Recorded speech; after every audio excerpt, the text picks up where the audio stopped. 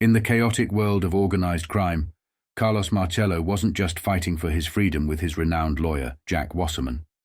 He was also entangled with two other shadowy figures, Guy Bannister and David Ferry. Ferry, Marcello's personal pilot, was known for flying Marcello and his brother to Dallas and back, and had connections with the CIA and the anti-Castro Cuban exiles, connections that would soon become crucial. As news of Lee Harvey Oswald's arrest sent shockwaves through the underworld, Ferry mysteriously vanished, only to reappear later to face Jim Garrison's probing questions. The 1991 film JFK, directed by Oliver Stone and starring Kevin Costner as Garrison and Joe Pesci as Ferry, dramatizes these very events. Marcello's vendetta against Robert F. Kennedy was deeply personal. After narrowly surviving a harrowing deportation ordeal in Guatemala in 1961, Marcello was determined to retaliate. The intensity of his grudge was palpable. Kennedy's relentless pursuit of Marcello and other mobsters had escalated a battle that had dire stakes. By October 1963, the mob was in full crisis mode. With the shocking testimony of Joe Valachi revealing the identities of America's most powerful mobsters, Marcello saw his world unraveling. The walls were closing in, and desperation reached its zenith. The turning point came when Marcello, a man whose life hung by a thread, executed his most audacious move, orchestrating the assassination of JFK on November 22, 1963. This act was both a personal and strategic masterstroke. Marcello's victory in court freed him from his legal troubles, but his triumph was shadowed by the sinister victory over JFK, Robert F. Kennedy's brother. As the world watched, the assassination became a complex web of deceit. Marcello and his crime syndicate had corrupted the Dallas police, manipulated local politics, and collaborated with Cuban exiles and the CIA. Their intricate plan was to pin the assassination on Castro, creating a perfect cover-up. The chaos of the event was expertly controlled. Witness statements were managed, information was suppressed, and the narrative was spun to protect those behind the scenes. Operation Northwoods had already showcased the far-right Cuban exiles' willingness to commit terrorist acts against American soil to frame Castro. Although the plan was quashed by the Kennedy administration, the fervent exiles, enraged and desperate, took matters into their own hands. They realized that a more direct approach, eliminating Kennedy themselves and blaming Castro, was their only way to avert their doom.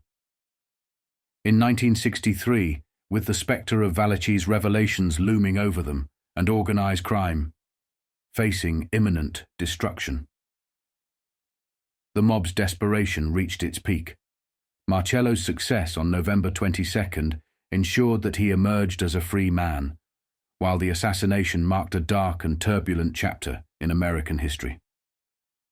As the cover-up took shape, the underworld celebrated its strategic brilliance, even as the truth remained buried beneath layers of deceit and manipulation. "We bury our secrets deep down here, motherfucker." These chilling words, recorded by Carlos Marcello, reveal the menacing nature of one of the most feared mob bosses in history. Marcello was notorious for his ruthless efficiency. In the 1940s, he perfected the art of eliminating enemies with chilling precision. 2 shots to the back of the head, followed by the body being dissolved in lye and the remains discarded into the swamps. This brutal method was Marcello's signature, a lesson learned and mastered over the years.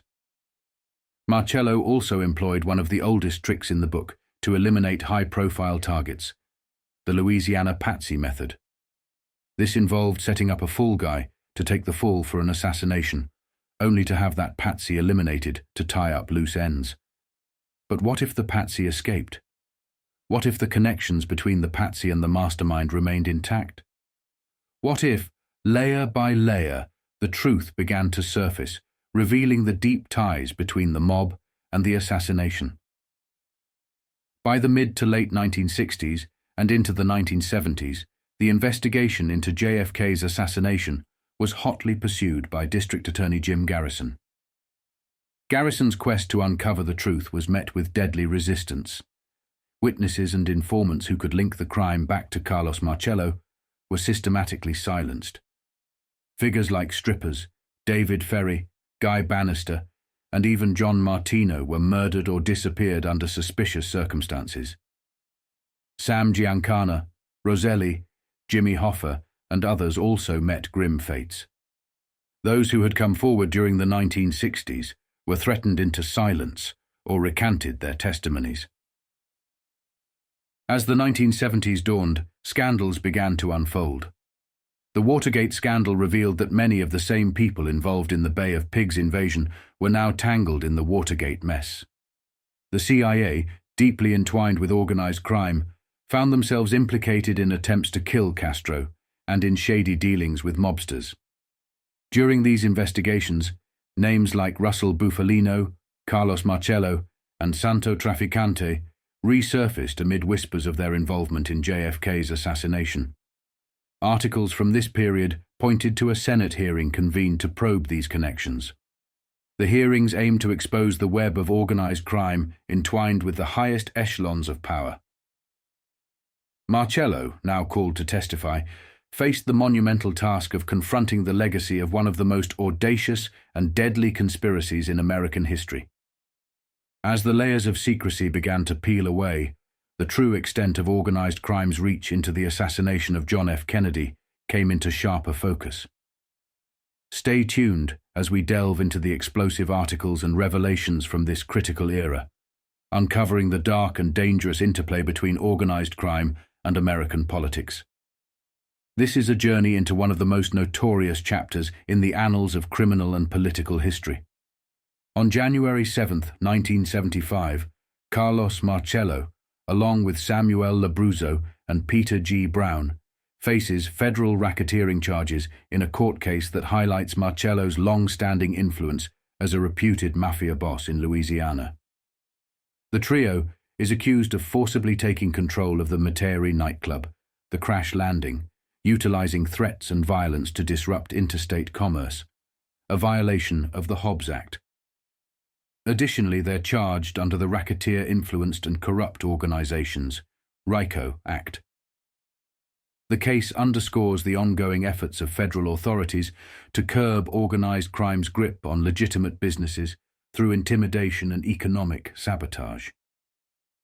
This trial follows Marcello's historical identification as a prominent mafia figure by the Kefauver Senate Committee 2 decades earlier, illustrating the persistent legal battles to dismantle organized criminal enterprises in the United States.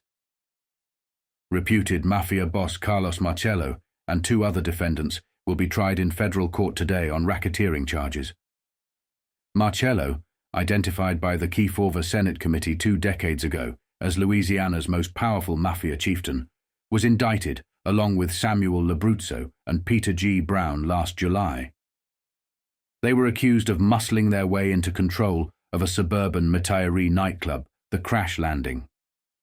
The indictment charged the trio with 2 counts of violating the Hobbs Act by interfering with interstate commerce through threats and violence. They were also indicted on a 3rd count of conspiring to violate the Racketeer-Influenced and Corrupt Organizations, RICO, Act by committing acts of racketeering. The indictment said the defendants obtained a 51% interest in the nightclub by holding up the delivery of liquor, entertainment, equipment and fixtures, which had been sent to the Crash Landing from out of state. If convicted on all 3 counts, the defendants could receive maximum sentences of 60 years in prison and $45,000 in fines. Carlos Marcello, once seemingly entrenched in the routine challenges of mob life, was abruptly jolted by a sudden and ominous shift. Just as the first articles began surfacing, hinting at deeper connections to the Kennedy assassination, Marcello felt the icy grip of fear. It was a stark reminder that another cleanup operation might soon be necessary. In the same year these revealing articles emerged, the underworld was rocked by the murder of John Martino, a Cuban with ties to the Santo Traficante organization. This assassination was a chilling sign of the lengths to which those involved would go to silence potential threats. The articles that began to circulate were not just sensational headlines. They represented a serious re-examination of the Kennedy assassination. They signaled a fresh look into the convoluted and dangerous web of conspiracy, suggesting that the truth was far more tangled than previously believed. Marcello and his associates faced a mounting threat as the investigation into their dark dealings intensified. Published on March 12, 1975, this article discusses the announcement by Senator Frank Church of Idaho about the Senate Intelligence Committee's plans to investigate allegations that the Central Intelligence Agency, CIA, was involved in plotting political assassinations abroad. The inquiry is set against the backdrop of reports suggesting potential CIA involvement in assassination attempts on figures such as Cuban Premier Fidel Castro and Congolese Premier Patrice Lumumba, among others. Senator Church emphasized the illegality of such actions under U.S. law, stating that no government element is authorized to commit assassination. The committee's investigation is a part of a broader scrutiny into the activities of U.S. intelligence agencies, including the FBI, with public hearings scheduled for the upcoming summer. The Senate Intelligence Committee will investigate reports that the Central Intelligence Agency may have helped plot political assassinations abroad, Senator Frank Church said yesterday. "We will have to get to the bottom of those accusations," Church, Democrat Idaho, said, regarding reports that the CIA may have considered assassination attempts against Premier Fidel Castro of Cuba, Premier Patrice Lumumba of Congo, and other foreign leaders. "No element of the U.S. government is authorized to commit assassination," Church said. The committee, which was set up to investigate the CIA, FBI, and other intelligence-gathering agencies, was to meet today for what Church called a housekeeping session. Public hearings are expected this summer, probably in June. Sources familiar with the investigation said the committee staff will need about 3 months to digest and make a preliminary evaluation of the considerable material becoming available on the activities of the agencies. Church plans to complete the Senate investigation by the end of the year. A prominent Midwestern governor, respected for his intelligence and rational judgment, privately expressed concern recently that investigations of the Central Intelligence Agency might uncover, among other things, agency links to the assassinations of the Kennedys, Martin Luther King, and the shooting of George Wallace. "Do you really believe that?" reporters asked incredulously. "No," the governor replied, "but I no longer consider it beyond the realm of possibility." While governors are not necessarily more stable than anyone else, they generally should have more faith in the system and be less suspicious of grand conspiracies. But it may be that the mind-shattering experience of Watergate has propelled all Americans to a new threshold of insecurity about their government. Perhaps the trail of punctured balloons, broken pedestals, and fallen heroes has left us as skeptical as Europeans, who generally tend to disbelieve their government's official pronouncements. We now read daily what we only suspected in the past: that presidents lie, that J. Edgar Hoover was not a saint, and that the Central Intelligence Agency won't even bother to deny it was involved in political assassinations abroad. In such an atmosphere, it is only natural that old questions about the nation's most infamous crimes, political murders at home, are again being raised. Conspiracy theories surrounding the deaths of John and Robert Kennedy, King, and the attempted assassination of Wallace never died, even though in more recent years the debate has been limited to conspiracy theorists and amateur sleuths. Haunting, unanswered questions still linger around all 4 cases, but the most fertile ground for conspiracy breeding is the first: the murder of the president in Dallas in 1963. Within the month, another new book on a worn topic has appeared, alleging that voice stress evaluation tests prove that Lee Harvey Oswald was not Kennedy's assassin. A skeptic of some stature, former Democratic Senator Ralph Yarborough of Texas, has called for the reopening of the Warren Commission investigation. And, almost casually, the Rockefeller Commission investigating the CIA has confirmed that it is indeed examining possible links between the agency and Oswald. Because Oswald once defected to the Soviet Union and then returned to the United States, it was quickly and widely assumed that such a relationship existed. But on May 18, 1964, CIA Director John McCone swore before the Warren Commission that the agency had never communicated, directly or indirectly, with Oswald, that he was not an agent, employee, or informant, and that the agency was never connected with him in any way whatsoever. In 1964, a sworn declaration by such a high-ranking government official was enough. In 1975, it is not. And now amateur sleuths, professional sleuths, and journalists are ploughing through a lot of dusty information in search of new clues that might link Oswald to the nation's intelligence apparatus. What they will find is fascinating. Oswald's potential for contact with the CIA is great, but the actual connections, if any, appear restricted to rather tenuous relationships with 3 individuals during his lifetime, all of whom are suspected of having ties to the CIA. The first is Clay Shaw, the late New Orleans businessman, who was a target of District Attorney Jim Garrison's discredited assassination investigation. While Shaw had all the earmarks of a CIA operator, Garrison, for all his efforts, never proved a single link between Shaw and Oswald. The best anyone can do in that regard is that Oswald once passed out pro-Castro leaflets in a building owned by Shaw, and that the well-travelled Shaw, in his role as an international trader, most likely passed information to the CIA at one time or another. The second relationship is hardly more fruitful. Oswald considered as his best friend a man named George de Mohrenschildt, a Russian-born petroleum engineer who came to the United States in 1938. He and his wife knew the Oswalds when they lived in Dallas. The Warren Commission concluded that de Mohrenschildt had no connection with the assassination, but it did not make the same claim about his relationship with the CIA.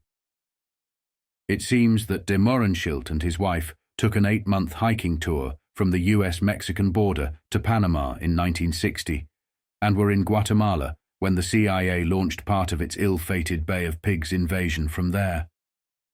The Warren report said de Mohrenschildt later turned over films and a full account of his travels to the US government. This fact alone has led many conspiracy buffs to conclude that de Mohrenschildt was at least an informer for the CIA, and undoubtedly had told the agency of his friend Oswald, who was already prominent in government files.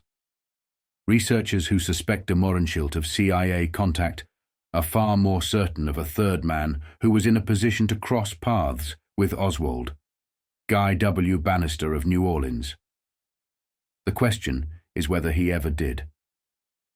In August 1963, Oswald was arrested in New Orleans following a fracas with anti-Castro Cubans upset by his distribution of pro-Castro leaflets. Oswald's leaflets bore the address of 544 Camp Street, an office he apparently never occupied. The office at 544 Camp Street had been used, however, as the headquarters for an anti-Castro organization known as the Cuban Democratic Revolutionary Front, which was widely rumored to be a CIA-funded operation. It was adjacent to a second office, fronting at 531 Lafayette Street, around the corner, occupied by Bannister, a former Chicago FBI agent and an ex-deputy New Orleans police commissioner, who doubled as a private detective and government contact with the community of Cuban revolutionaries in New Orleans. More than one witness remembers seeing boxes of rifles, ammunition, and grenades in Bannister's office.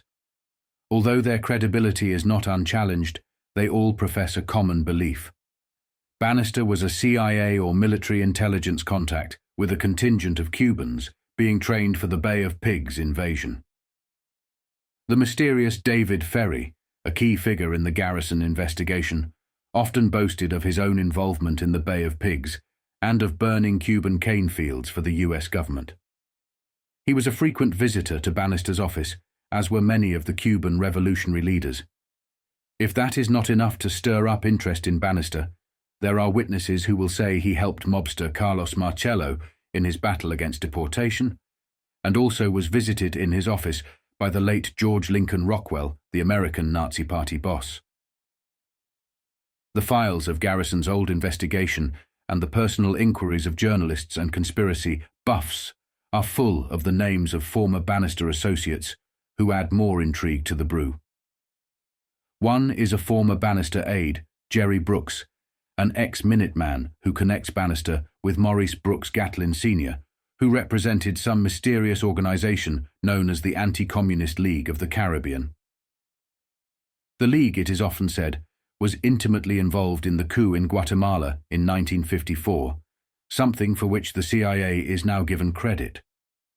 In addition, Gatlin, who fell to his death from the 6th floor of a Panama hotel in 1964, once remarked that he could get $100,000 in CIA money for a French right-wing clique that planned to assassinate President de Gaulle in 1962.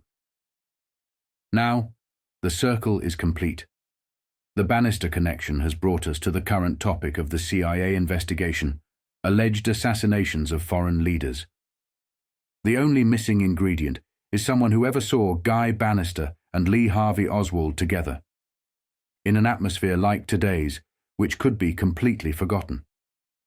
Published on April 18, 1975, in Lafayette, Louisiana, this article reports on the contentious claims made by David W. Berlin, staff director of the CIA panel led by Vice President Nelson A. Rockefeller. Berlin, who also served as a counsel for the Warren Commission, alleges that the CIA withheld crucial information from the Warren Commission regarding its involvement in a plot to assassinate Cuban Premier Fidel Castro. He has demanded full disclosure from the CIA, stressing the importance of transparency for the integrity of the ongoing investigations.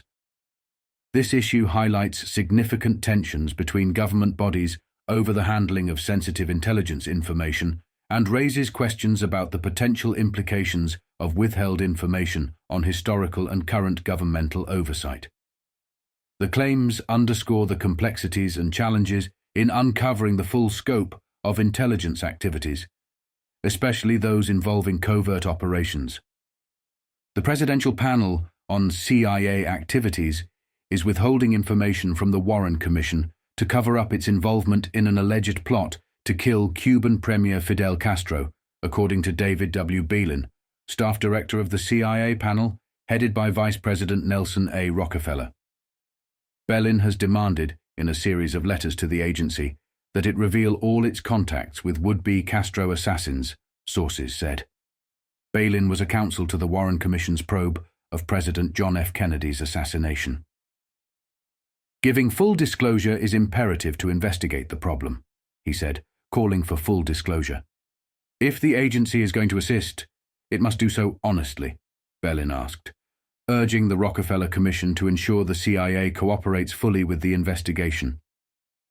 Berlin, a former Warren Commission staff member, said in a telephone interview Thursday, "It would be of enormous significance if the CIA withheld information about its involvement in a plot to kill Castro." Knowledge of the CIA's involvement in assassinations is critical to the investigation. Published on May 14, 1975, in Fremont, Ohio, this article highlights a contentious issue where the U.S. Defense Department, following procurement laws to accept the lowest bid, purchased over $1 million worth of produce from a company represented by Mafia Godfather Carlos Marcello. Despite Marcello's notorious reputation as a significant figure in organized crime, detailed in government files and multiple congressional hearings, his connection to the Pelican Tomato Company posed a dilemma for federal agencies. These agencies, bound by law to pass purchases unless failed by the Agriculture Department's inspection, found themselves indirectly doing business with an individual linked to criminal activities. This case spotlights the complex intersection of government procurement processes and the ongoing efforts to avoid entanglements with businesses associated with criminal figures. The Defense Department has bought $1,100,000 worth of tomatoes, strawberries, and cantaloupes from a firm whose top salesman is Mafia godfather Carlos Marcello. The produce was approved by another federal agency, the Agriculture Department, which dutifully inspected the Mafia man's tomatoes and pronounced them suitable for government soups and salads. The Cosa Nostra comestibles were then distributed to Army, Navy, and Air Force installations in Alabama, Florida, Georgia, Louisiana, Mississippi, and Panama. At least 2 civilian agencies, the Public Health Service and the Veterans Administration, also received tomatoes from Marcello through the Defense Department. Although responsible government officials privately insist they don't like doing business with a Mafia generalissimo, they are obliged by law to buy their tomatoes from the lowest bidder. Unless the tomatoes fail to pass inspection with the Agriculture Department, they cannot be rejected. The Justice Department has brought pressure on government agencies not to do business with mob-tainted companies, but Mafia lawyers have sued to stop this alleged discrimination. Marcello is identified in secret government files as the top-ranking member of the Mafia in the New Orleans area. He gained his reputation through terroristic activities, the files also reveal. The public record of his syndicate connections dates back to the Kefauver hearings of the 1950s. He figured prominently again in the Joe Valachi hearings of the 1960s and the House crime hearings of the 1970s. The House hearings indicated he was a $1,600 a month salesman for the Pelican Tomato Company of New Orleans. He is reputed to be an effective salesman, whose offers are seldom refused. He started out in 1962 to 1963 by helping to secure a tough contract with several supermarkets. For the record, Marcello has said only that he is a public relations man for Pelican Tomato and also an advisor to Pelican Tomato. He has sworn under oath that he has never been in the Mafia. Ostensibly, he works for Joseph Matassa, the company's secretary-treasurer, with whom Marcello was indicted and acquitted in a jury tampering trial in 1965. "He is always a gentleman," said Matassa of Marcello. The tomato tycoon denied any knowledge of Marcello's Mafia ties. "We never do anything with anybody but good people," he said. We were unable to reach Marcello. Published on July 1, 1975, in Belleville, Illinois, this article explores the controversial case of Joe Marcello Jr., brother to the notorious New Orleans Mafia boss, Carlos Marcello. Joe Marcello claimed he served as an official host at events for international dignitaries, organized by the U.S. State Department, in his appeal for a liquor license for Broussard's restaurant in New Orleans' French Quarter. Despite his claims of serving his country and having no criminal record himself, his application was rejected due to concerns about his character and reputation. This denial underscores the complexities and challenges faced by individuals connected to high-profile criminal figures, even when they themselves have not been implicated in any criminal activities. The article reveals the broader societal and administrative hesitations surrounding the Marcello family, reflecting the lasting impact of Carlos Marcello's criminal reputation on his family's endeavors in legitimate businesses. The brother of New Orleans underworld boss Carlos Marcello has sworn that the State Department used him as an official host at several luncheons and dinners in honor of influential and important international dignitaries. Joe Marcello Jr. made the claim in an appeal for liquor licenses for Broussard's restaurant, which he hopes to operate in New Orleans' famous French Quarter. Although he has no criminal record himself, his brother Carlos is identified in federal files as the top-ranking member of the Mafia in the New Orleans area. Joe Marcello's application was turned down, however, because of his character and reputation. In his appeal, he contended that by being called upon to be this country's official host to foreign leaders in world affairs, he has served his country, state, and city in a capacity that can be claimed by few in this country. For this service, he swore he has been officially afforded the highest compliments and accolades of the United States State Department. We can find no record at the State Department that Marcello has ever been used as an official host. We have established that distinguished visitors have been taken to the Elmwood Plantation, another restaurant he operates in the New Orleans area. They were brought to the restaurant, however, by volunteer hosts, not by any arrangement with the State Department.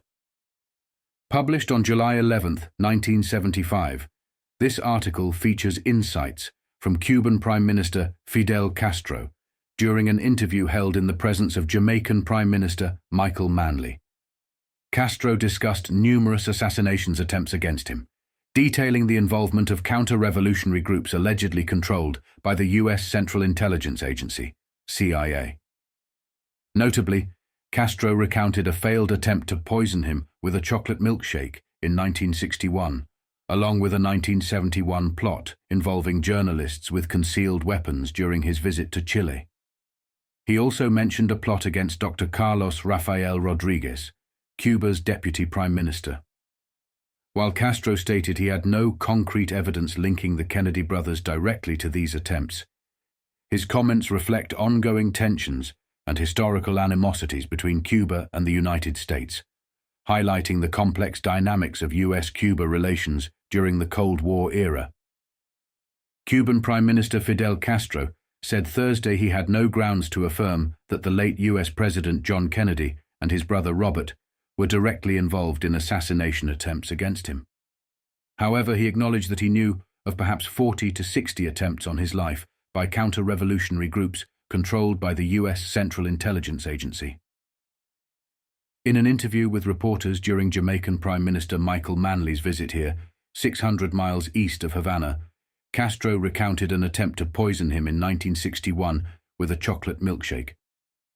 He said the attempt failed when the bottle containing the poison broke after the liquid froze in the refrigerator.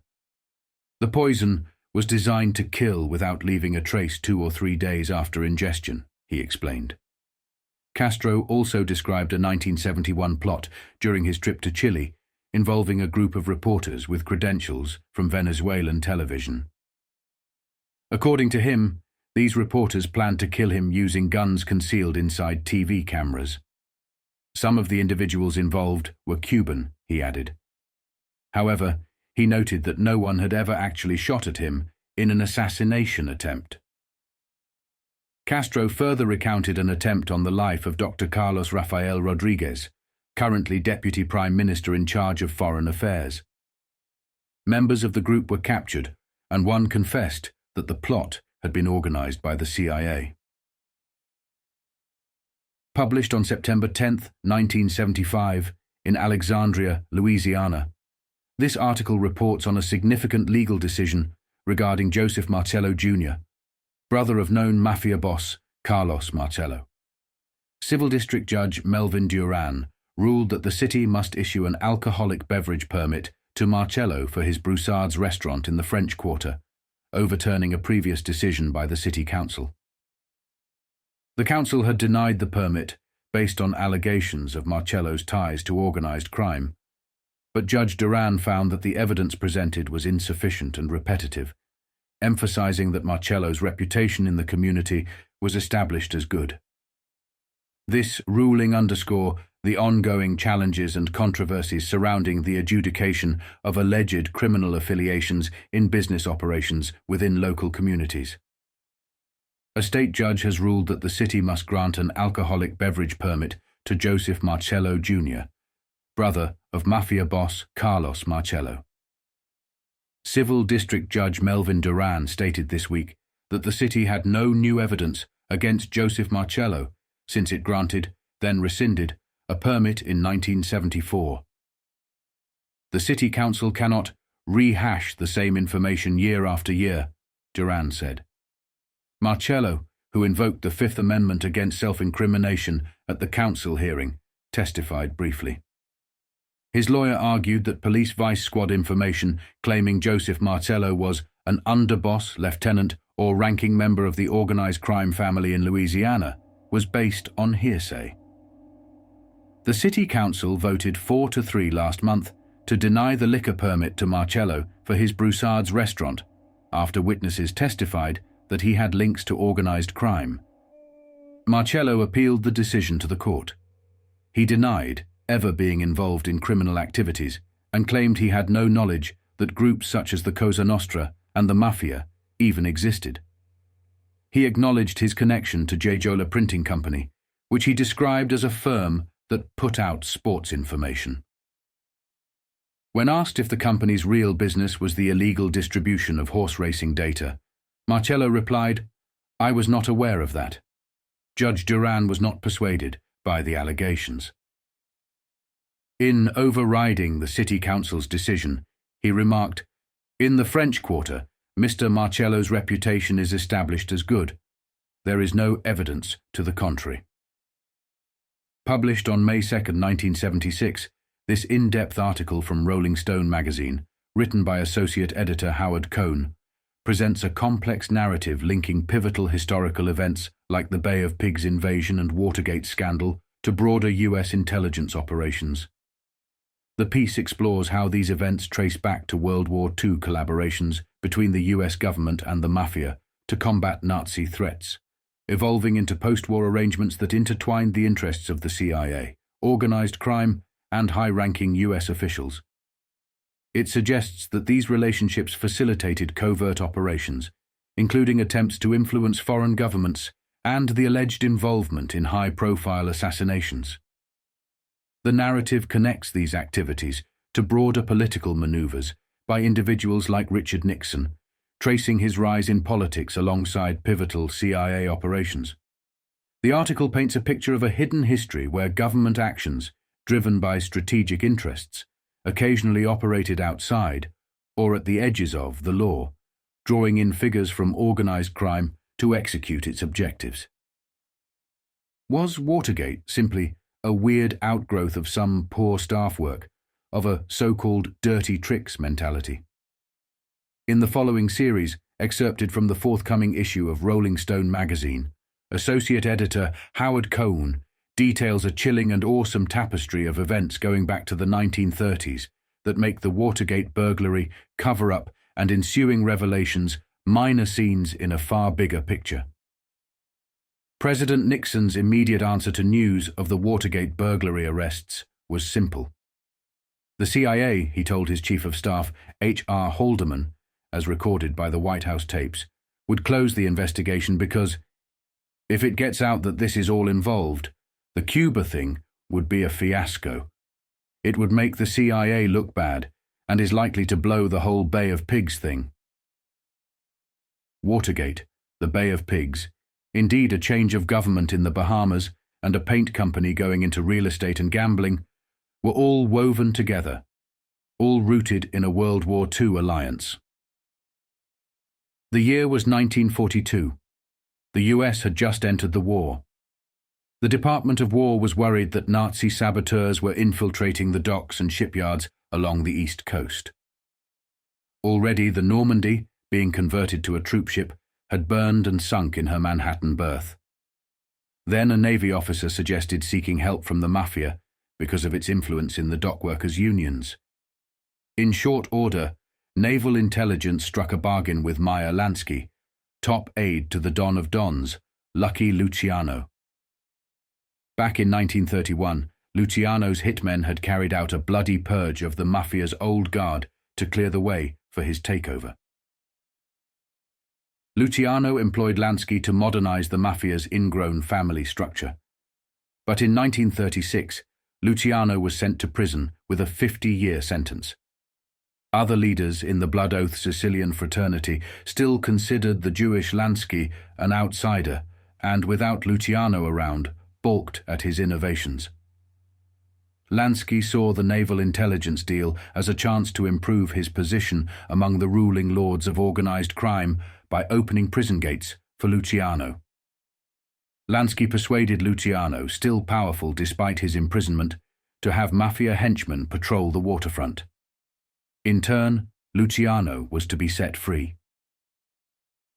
As New York City's Mafia-fighting special prosecutor, Thomas Dewey had catapulted to the governor's chair by putting Luciano behind bars.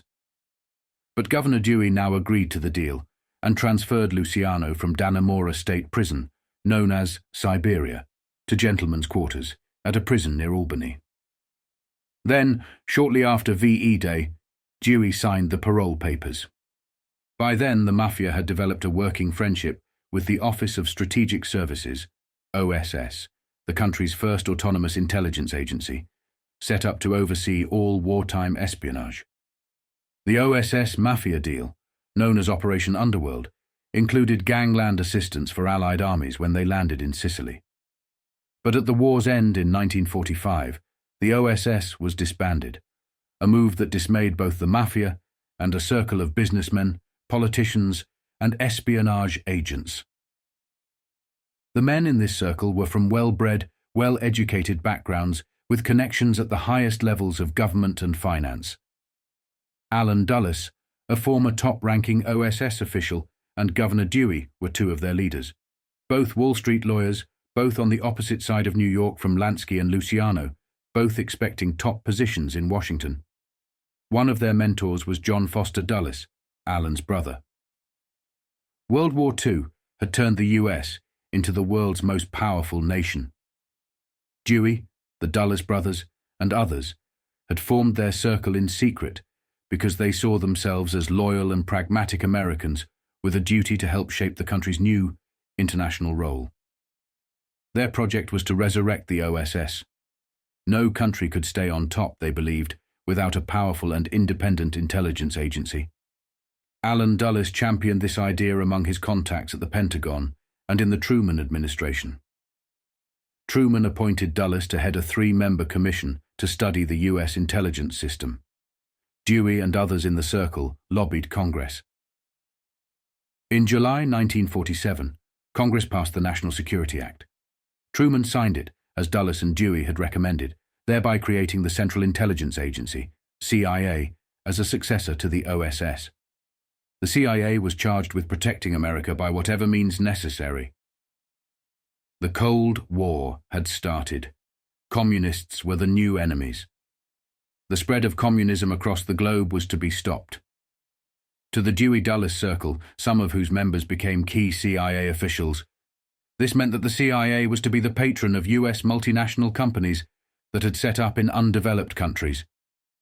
The OSS's old partner, the Mafia, was among the leading multinational corporations that emerged in the late 1940s.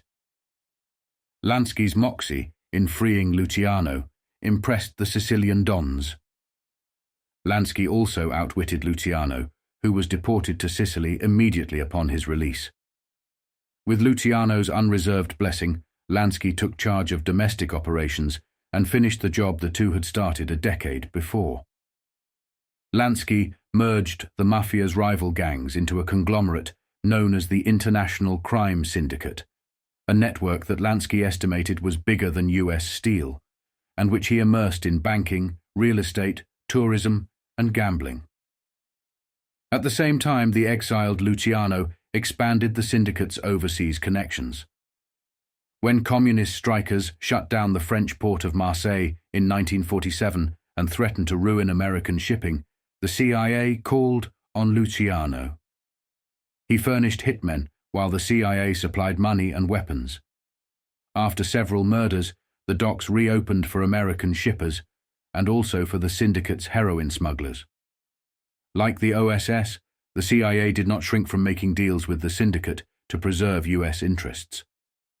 Under the CIA's charter, such arrangements were legal.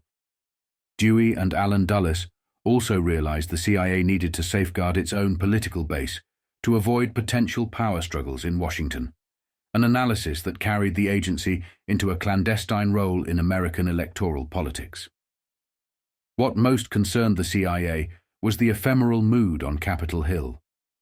What the CIA wanted most was to be left alone. In the opinion of the Dulles-Dewey circle, Congress posed the greatest danger to CIA autonomy. As a hedge against any difficulties, the circle began to collect congressional goodwill for the CIA. Congressmen found their re-election problems eased with contributions, volunteers, endorsements, and their staffs populated with bright young assistants introduced by members of the circle. Most favors went to young congressmen with promising futures, politicians who might someday be Capitol Hill leaders and White House aspirants. Richard Nixon, a member of the House of Representatives, was one recipient. In 1947, Dewey had recruited Nixon's vote to help establish the CIA. Dewey liked Nixon's amoral pragmatism and his fierce anti-communism. So, in 1948, when Dewey saw a chance to embarrass Truman, to bolster the House Un-American Activities Committee, which Truman wanted to abolish, and to boost Nixon's career without publicly involving himself, he leaked secret CIA information on Alger Hiss to Nixon. The Hiss case gave Nixon a national reputation. In 1950, he ran for the Senate against the popular Helen Douglas, calling her the Pink Lady. According to CIA sources, most of the information used by the Nixon campaign to label Douglas a communist came from secret CIA files. He won easily. In 1952, after only 6 years in politics, Richard Nixon became vice president. His nomination was shepherded through by Dewey. Having abandoned his own presidential ambitions, Dewey threw his support to Dwight Eisenhower. Then, at Dewey's request, Eisenhower picked Nixon as his running mate. Immediately after the election, Allen Dulles was promoted to the CIA directorship, and his brother was named Secretary of State. With Nixon as vice president and Dulles as CIA director, the Justice Department in 1953 decided not to prosecute Lansky, even though the IRS Intelligence Division found he was evading taxes. And in 1957, the Justice Department failed to follow through on an attempt by immigration authorities to deport him. Throughout the 1950s, the careers of Richard Nixon, Meyer Lansky, and Allen Dulles prospered. But then the affairs of a little island in the Caribbean changed that, and inextricably bound the fortunes of the CIA, the Syndicate, and the White House. Lansky first visited Cuba in the fall of 1933 and befriended Fulgencio Batista, an ex-army sergeant who had just ordained himself dictator. With Batista's sanction, Lansky opened several new casinos, the genesis of the Mafia's international gambling network. With World War II, the tourists stopped coming. Lansky shut down the Cuban gambling spas, and Batista encountered political turmoil. To stay in power, Batista had to make concessions that extended communist influence. U.S. corporations feared their Cuban investments might be nationalized. So, in 1944, naval intelligence asked Lansky to pressure Batista into holding elections to keep out the communists. Lansky, a staunch anti-communist, prevailed upon the dictator. Elections were held, a pro-American candidate won, and Batista left Cuba for 8 years of exile in southern Florida. During this period on Capitol Hill, freshman Nixon was befriended by fellow Congressman George Smathers, a Miami playboy, and began socializing with southern Florida's fastbuck entrepreneurs. Among them were Richard Danner, a former FBI agent, and Charles Bebe Rebozo. In March 1952, Batista returned from exile and resurrected his Cuban dictatorship in a bloodless coup set up by Lansky's $250,000 bribe to the elected president for his abdication. 1 month after Batista's return to power, Danner took Nixon on a tour of the Havana casinos. Under the new Batista regime, Lansky rejuvenated gambling in Cuba. He persuaded the other syndicate leaders to invest heavily in a new concept, the hotel casino. In a few years, the syndicate's hotel casinos in Havana were earning an estimated annual profit of $100 million. Meanwhile, by the mid-50s, Howard Hughes, sole owner of the country's largest privately held corporation, was also deeply enmeshed in the dynamics of money and politics. Hughes had been accused of influence peddling during World War II in a Senate hearing involving a government contract. He considered himself a patriot and felt he had been unfairly singled out for practices standard to most defense firms. Hughes began hiring ex-CIA employees as top administrators and eventually became the country's leading CIA contractor, a position that shielded him from federal prosecution and Senate hearings. Like the CIA and Lansky, Hughes also understood quid pro quo, and electoral politics. In early 1956, according to a former Hughes aide, the tycoon furnished Nixon with a secret $100,000 to help the vice president fight a dump Nixon move by fellow Republican Harold Stassen. Then, in December 1956, Hughes loaned $205,000 to Nixon's brother Donald for a hamburger restaurant. The loan was never repaid. Shortly thereafter, a Justice Department antitrust suit against Hughes was settled by a consent decree, and the Hughes Medical Foundation was granted a tax-exempt status that had been denied twice before, a status that saved Hughes an estimated $30 million a year. During the next decade, Hughes's interests continued to merge with Nixon, the CIA, and eventually with the syndicate. In 1958, a bearded ex-lawyer descended from Cuba's Sierra Maestra Mountains with a Yankee go-home revolution. Lansky's lieutenants smuggled in arms to help Batista, but Castro seized Havana on New Year's Day 1959, and Batista and Lansky fled Cuba the same day. At CIA headquarters in Langley, Veta, the agency began hatching plans to retake Cuba, partly to protect U.S. investments, partly to stop the spread of communism, and partly because of the loss of the casinos. Lansky had masterminded a system that allowed the syndicate to skim winnings, evade taxes, and launder illicit funds at the gaming tables. The CIA, according to agency sources, had been using the same system to hide its payments to the underworld figures it sometimes employed.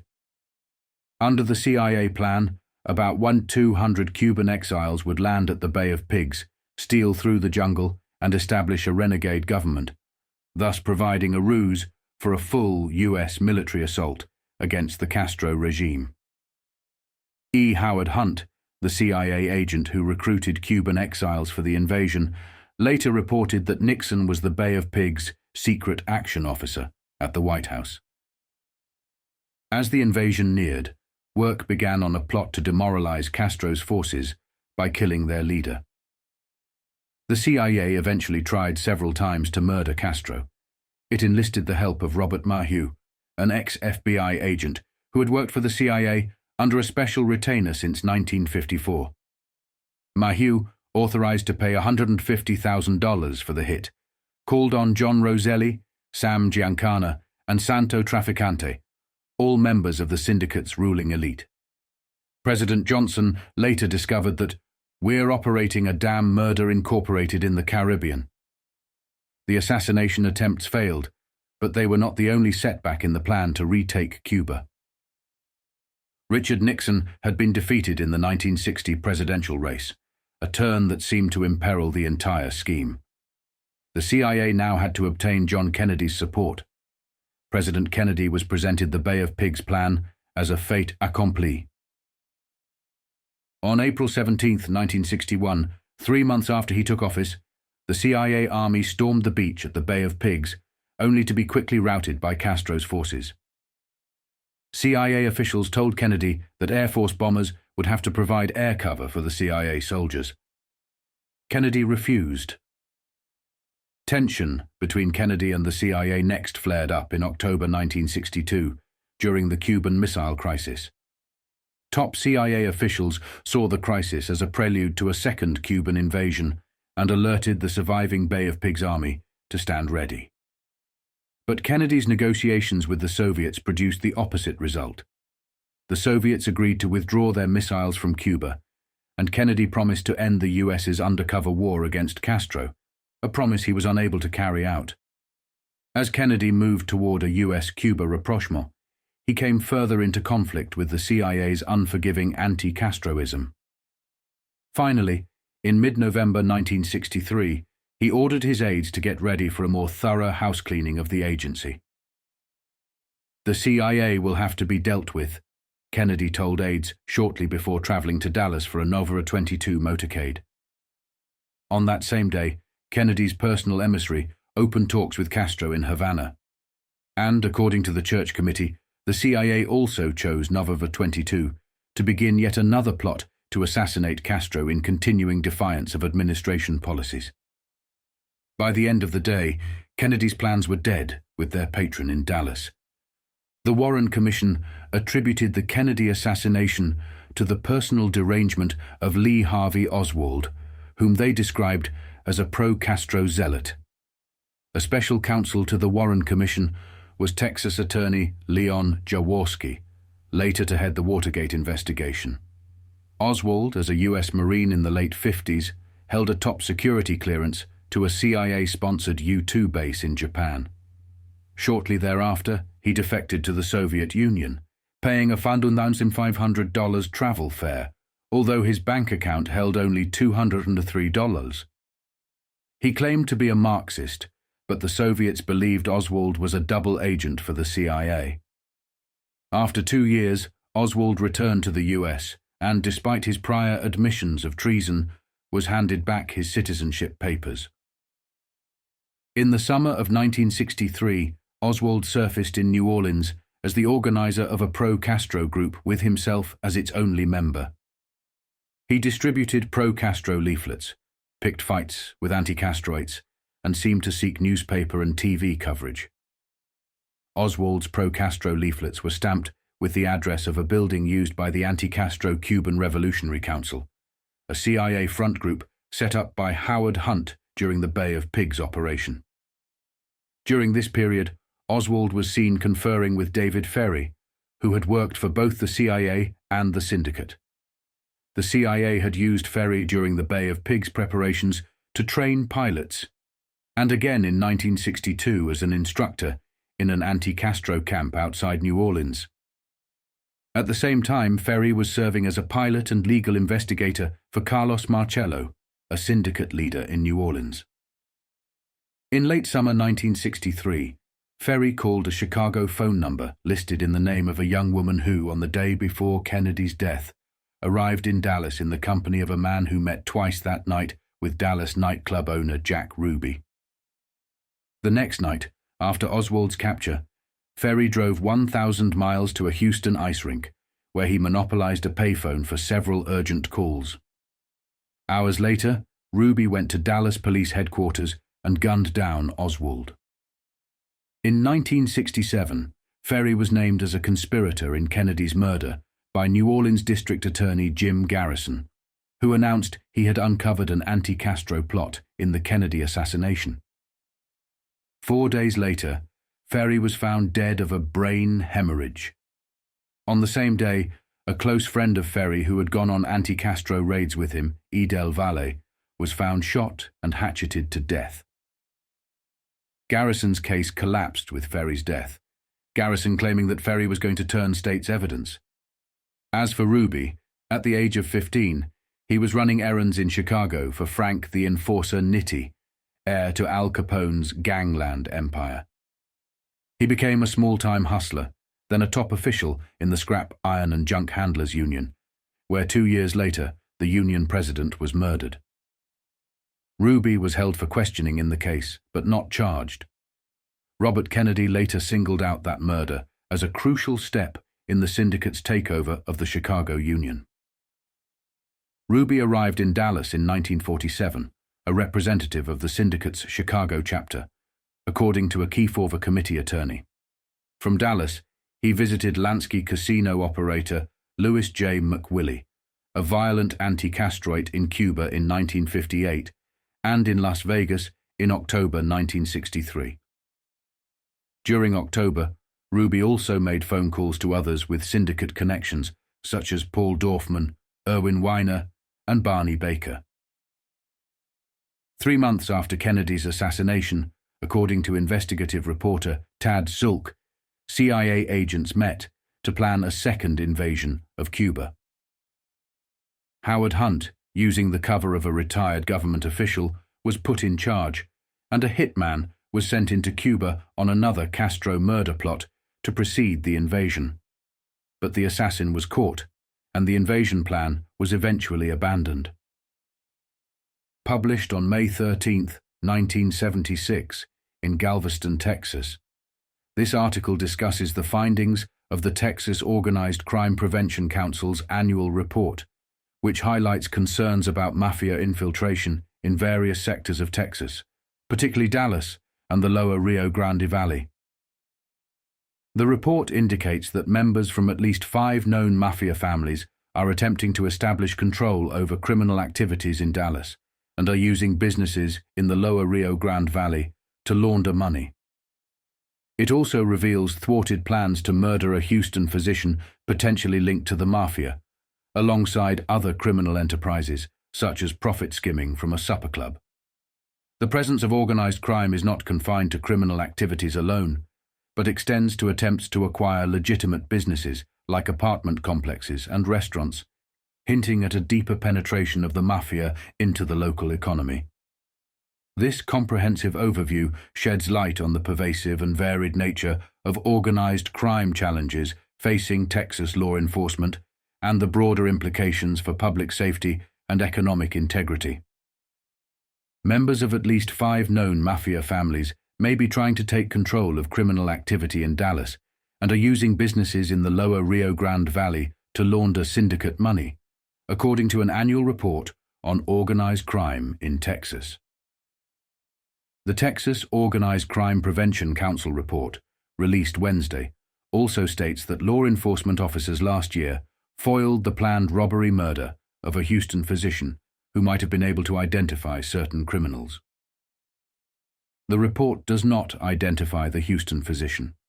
Dallas police informed the council that the presence of representatives from so many different Mafia families leads them to believe that syndicated crime figures consider the city up for grabs rather than the exclusive territory of any one family.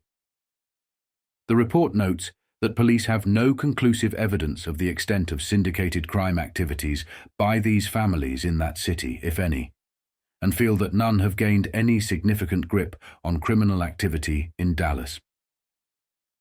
The report also mentions that the Mafia had targeted the Houston physician for murder because he had backed a supper club in 1972. The investigation determined that suspected organized crime figures from Dallas were involved in bilking the club of profits, which had mysteriously disappeared. The informant, who had told Department of Public Safety, DPS officers about the murder plans in December, said the doctor was being set up for armed robbery and murder long after the club had folded, due to his potential ability to identify the robbers. A man was arrested in Dallas after allegedly trying to hire an undercover DPS agent for the robbery. Police said their informant was subsequently murdered. The report further states that federal agents were sent to the Rio Grande Valley in October to investigate reports of syndicate money laundering.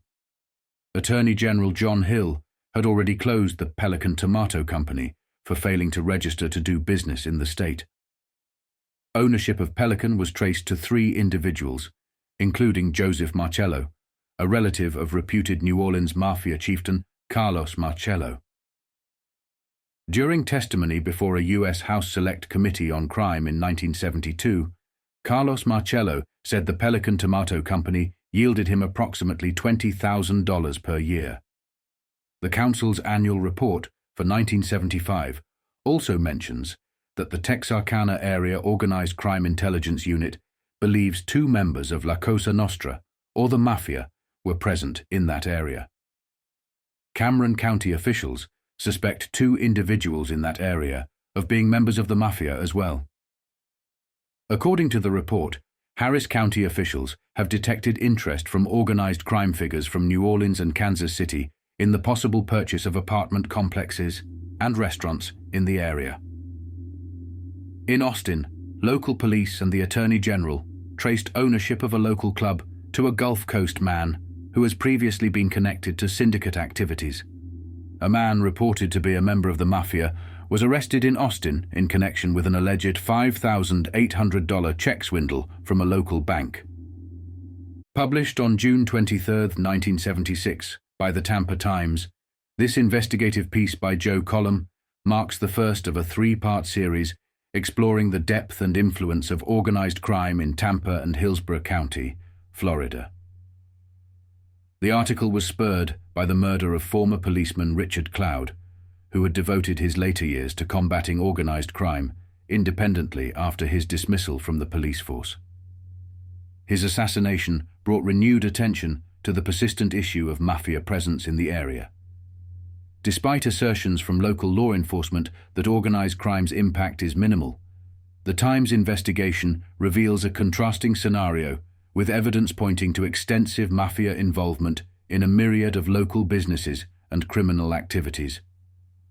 This report not only challenges the official narrative, but also delves into the historical context and current implications of organized crime's entrenchment in Tampa, suggesting a significant underworld influence that extends beyond local borders to national and international connections. Cloud case raises question. How deep is the Mafia here? The extent of organized crime in Tampa and Hillsborough County has been a topic of debate and dispute off and on for many years. In this first of a three-part series following a 2-month investigation, The Times examines the history of the long controversy and tells how the death of ex-policeman Richard Cloud set it off anew. By Joe Collum. Times staff writer C. Tampa. Times Richard Cloud, say his wife and closest associates, spent nearly every waking minute of the last years of his life waging war on organized crime in Tampa. In the end, his payment was 4 bullets fired from the gun of a hired assassin. Cloud probably became one of the most formidable nemeses to organized crime this city has ever known. Even after his badge was taken away, Cloud became an independent investigator who persisted in his one-man assault against organized crime with the aid of the federal government and the Florida Department of Criminal Law Enforcement, FDCLE. It is ironic that Cloud has done more in death to expose the extent of organized crime in Tampa than he could have ever hoped to in life. Yet, there are those who adamantly maintain that organized crime is only a small problem here. One such person is Tampa Police Chief Charles Otero, the man who took Cloud's badge away 7 months before his murder. "I'm telling you there is no major organized crime in this city," Otero said last November in response to charges that the underworld flourishes in Tampa. Otero has since reiterated that stance. Sheriff Malcolm Beard, in an interview with The Times, acknowledged that organized crime exists to some extent here, but said, "It's the lowest it's ever been in my entire lifetime."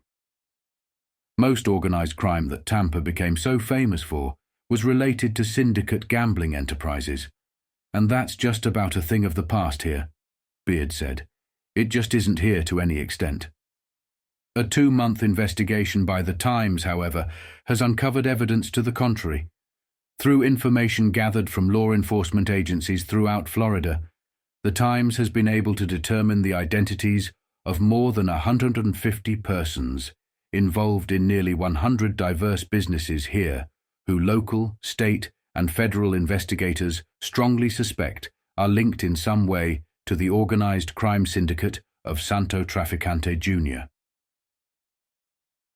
In 1963, Traficante's crime conglomerate was described by a U.S. Senate committee as extending from its hub in Tampa throughout West and Central Florida.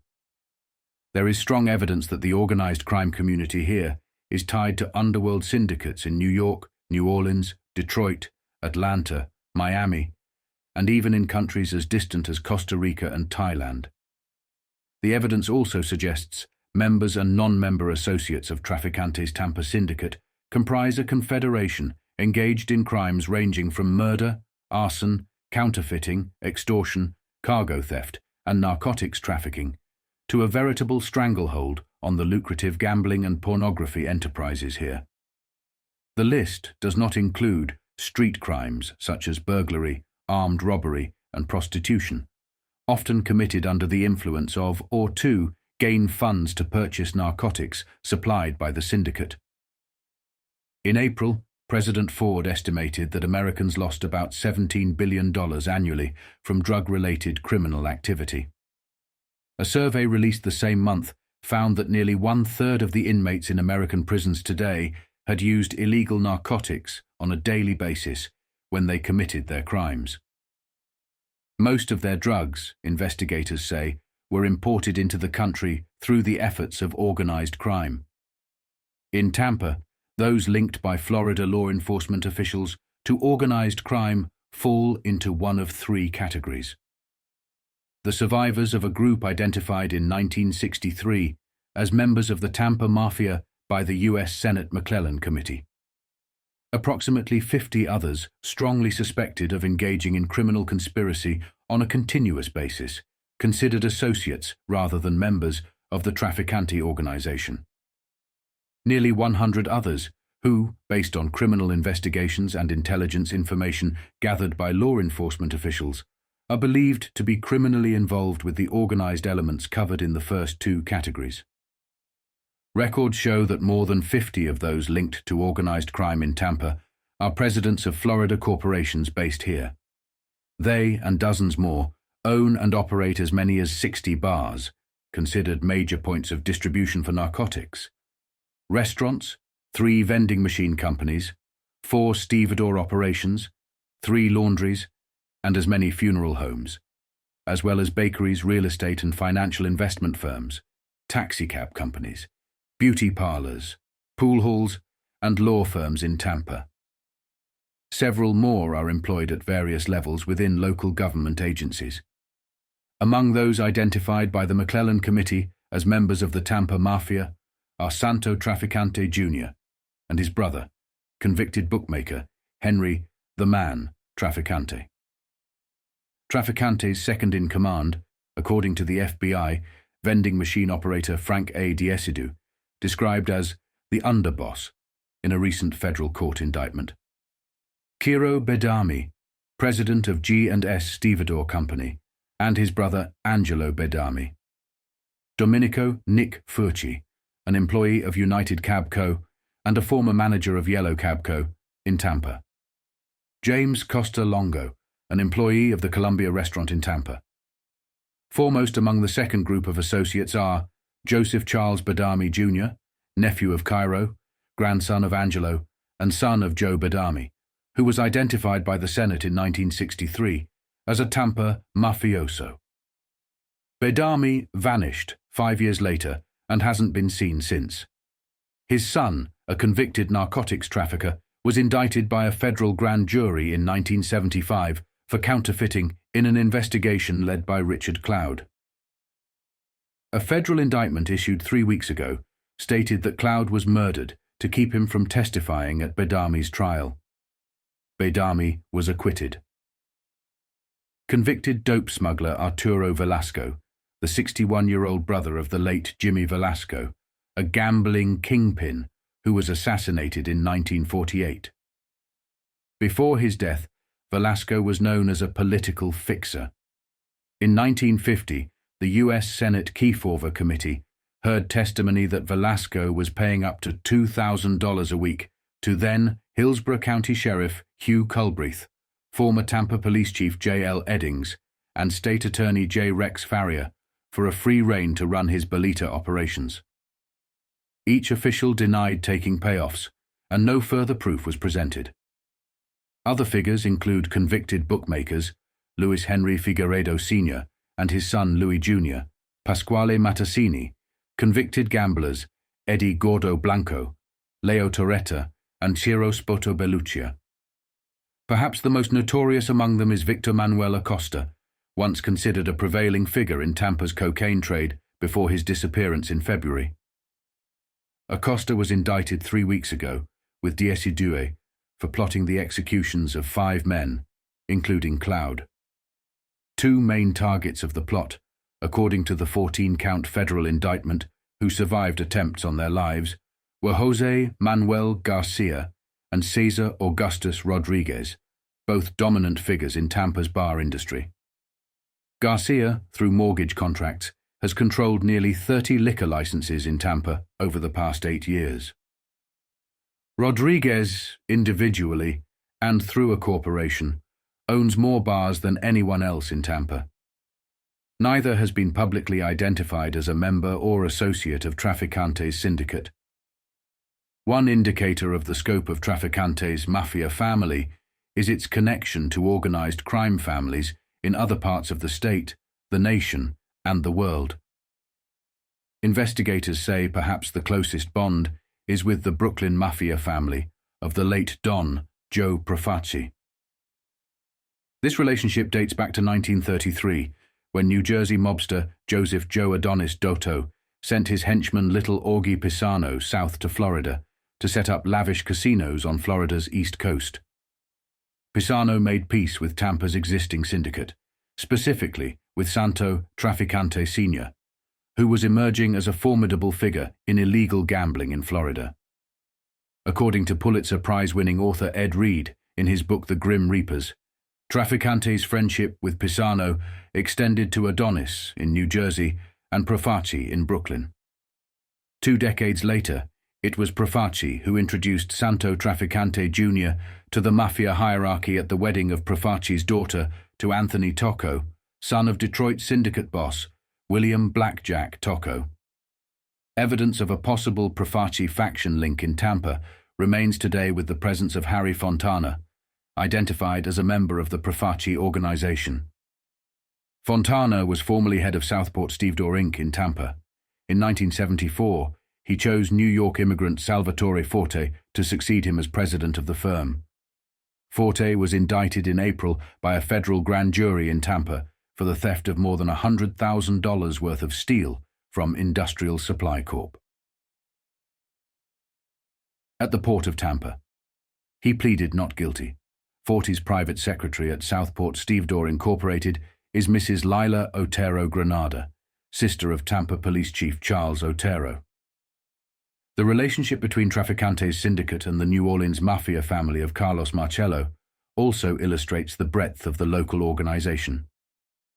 In The Grim Reapers, Reed writes that all Florida has been divided into 2 parts, insofar as the Mafia is concerned. One part is the west coast of Florida, centered in Tampa.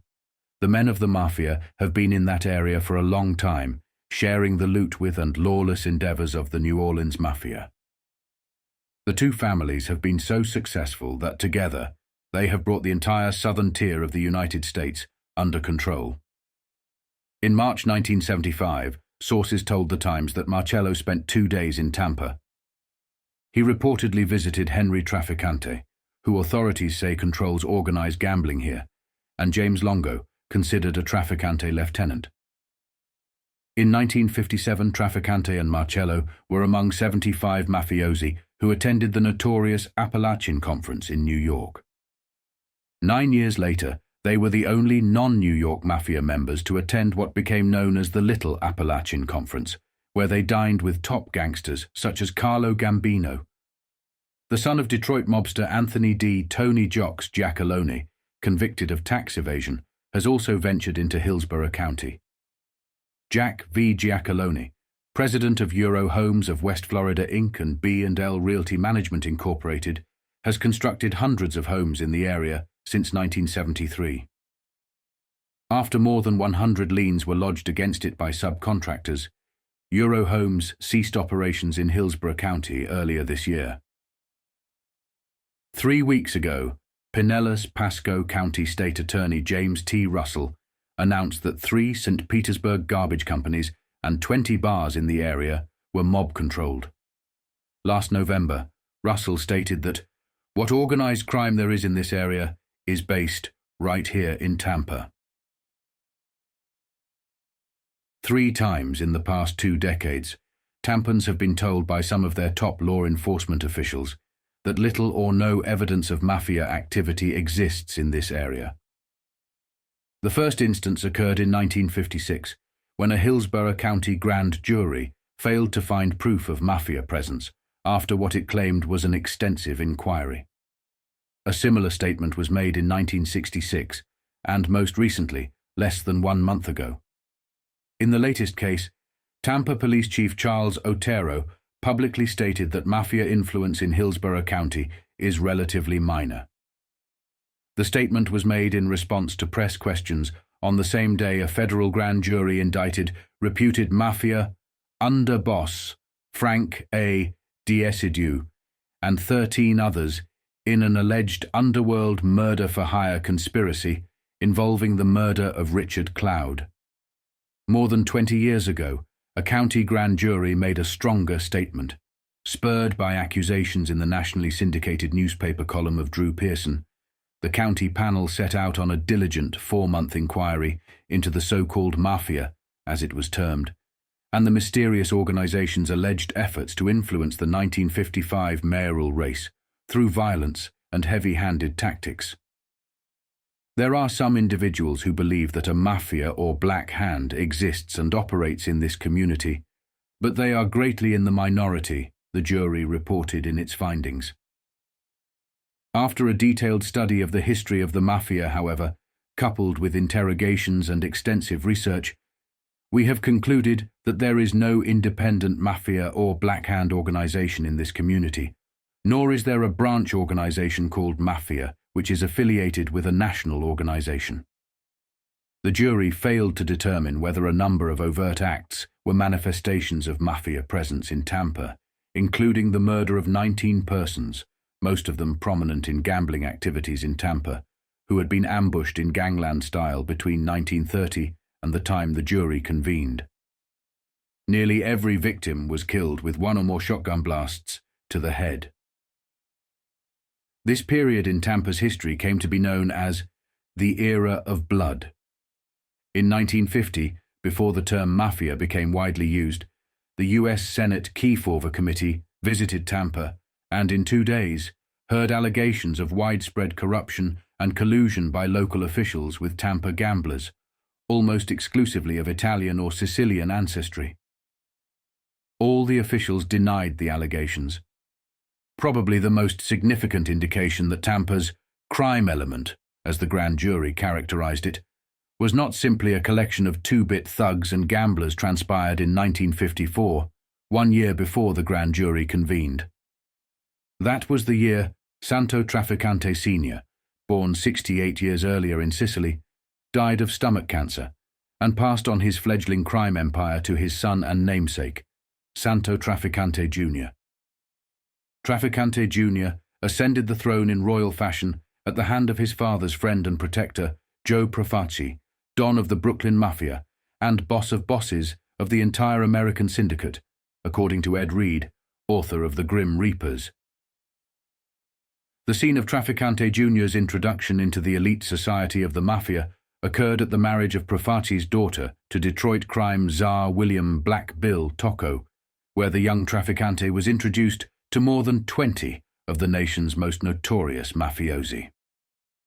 In October 1957, 1 year after the grand jury reported no evidence of Mafia activity in Tampa, Trafficante became a nationally recognized Mafia figure when police in New York learned he had been with Albert Anastasia the night before Anastasia's assassination. Anastasia, boss of the infamous Murder Incorporated, was known to have cast a jealous eye upon Trafficante's extensive casino enterprises in Havana, Cuba. He was even suspected of dispatching a squad of murderers to Cuba to kill Trafficante. But, according to Reed, soldiers of Trafficante's close friend, Cuban dictator Fulgencio Batista, turned the would-be executioners away from the island. Trafficante became a prime suspect in arranging the hit on Anastasia, but nothing was ever proven. The same year, Trafficante was one of 75 persons identified at the notorious Mafia convention in Appalachian, New York. But it wasn't until 1963 that the Hillsborough County Grand Jury's decision on Mafia non-existence in Tampa was officially contradicted by Tampa Police Chief Neil G. Brown.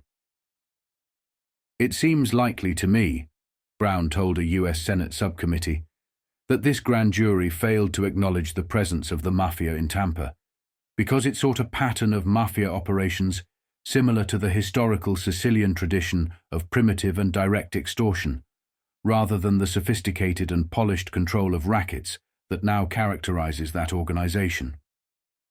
Brown had no doubts about Mafia presence in Tampa.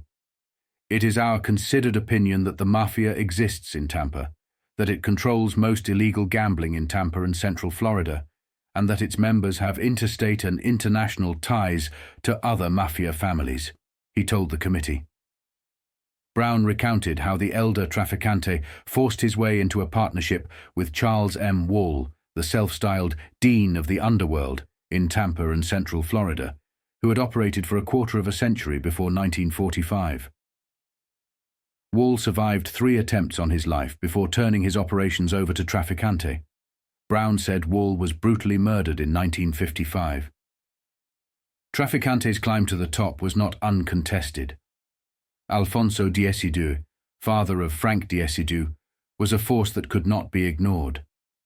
Brown explained that, like Trafficante, Diesidu also looked to New York for his source of power, in his case, to Don Vincent Mangano, Profaci's predecessor as Mafia, boss of bosses.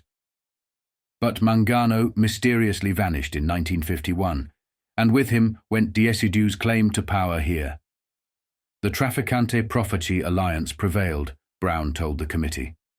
The police chief's remarks in Washington, D.C. hit Tampa City Hall like a sledgehammer.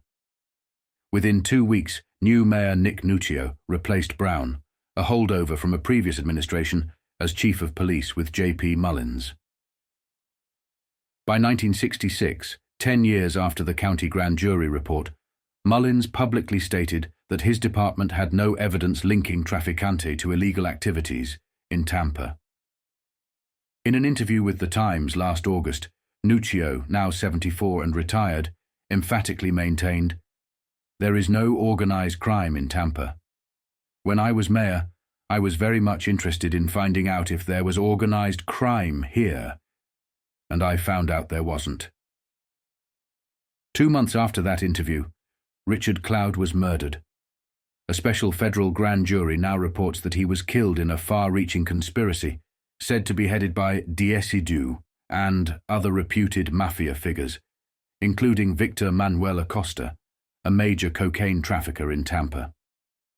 The jury reported that Cloud was murdered to keep him from testifying against the son of Joe Badami, a man Chief Brown identified in 1963 as a Tampa Mafia member. 1 month after Cloud's assassination, a statewide grand jury came to Tampa. The jury foreman, Carl Marginau, charged that organized crime is flourishing in Tampa, unchecked by local police powers. "The jury is just misinformed if it believes there are significant amounts of organized crime in Tampa," Sheriff Malcolm Beard responded. "Every community has known crime figures," Chief Otero stated. "But to the extent they are still active, they are operating in other counties, not this one." In this investigation,